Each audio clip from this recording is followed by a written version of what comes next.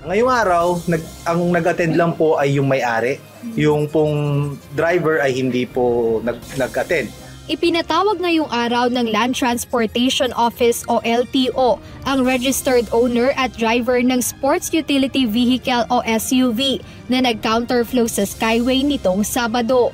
Ito ay upang ipaliwanag ang insidente at sagutin kung bakit hindi dapat siyang matanggalan ng lisensya sa pagmamaneho. Ngunit sa isinagawang preliminary hearing ng LTO, nadiskubre nila na iba ang may-ari o may hawak ng sasakyan kumpara sa nakarehistrong pangalan sa kanilang record. Ang sinasabi po ngayon ng registered owner ay since July 2021 ay wala na po sa kanya ang possession ng sasakyan na involved doon sa Skyway incident. At ito po ay sinurrender na po niya sa East West Bank. Yun po ang kanyang, meron po siyang pinakitang dokumento na isinurrender nga po niya yung unit sa East West Bank. Kaugnay nito, sinabi ni Attorney Greg Pua Jr., Executive Director ng LTO, na magsasagawa sila ng hiwalay na investigasyon kaugnay nito. Padadalhan din ng show cause order ang nasabing bangko kung saan na-surrender ang sasakyan. Tumanggi namang magbigay ng paliwanag sa media ang registered owner ng sasakyan. Samantala, hindi man dumalo sa pagdinig ngayong araw ang driver. Ayon kay Attorney Pua, na nagpaliwanag na ito sa humuli sa kanyang Skyway Police at sinabing nagkamali lamang siya.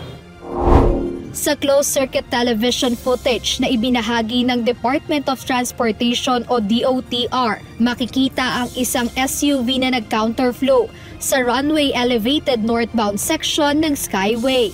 Makikita naman sa video kung kung is it is voluntary or dahilan na lang napakalayo. But again, we don't want to preempt our decisions. Lalabas naman namin yung decisions within the week. Kaugnay nito, ayon sa LTO, tatapusin o reresolbahin na nila ngayong linggo ang kaso. Sapat na nilang ibinigay na oras para makadalo sa pagdinig at makasagot ang driver ng SUV. Kaya ngayon ay pag-aaralan na ng LTO ang parusang ipapataw base sa mga ebidensyang naipresenta, kung saan gaya ng ibang kaso o report, mare-revoke ang lisensya ng driver. Maaari rin ang perpetual o habang buhay na pagkansela ng lisensya nito, gaya na ng naunang nabanggit ni Transportation Secretary Vince Dizon. Lagi naman pong ino-consider talaga natin dyan because of the gravity of the offense na kanila pong ginagawa.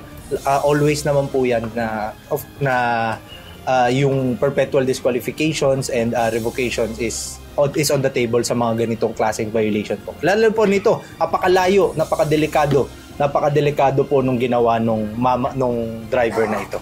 Dagdag pa ni Attorney Pua, titingnan din nila ang history ng nasabing driver, lalo na at isa sa nadiskubre ng LTO na 5 taon lang ang naaprobahang validity ng lisensya nito nang siya ay mag-renew. Ibig sabihin, mayroon itong record na violation kaya hindi ibinigay ang 10 years validity ng kanyang lisensya.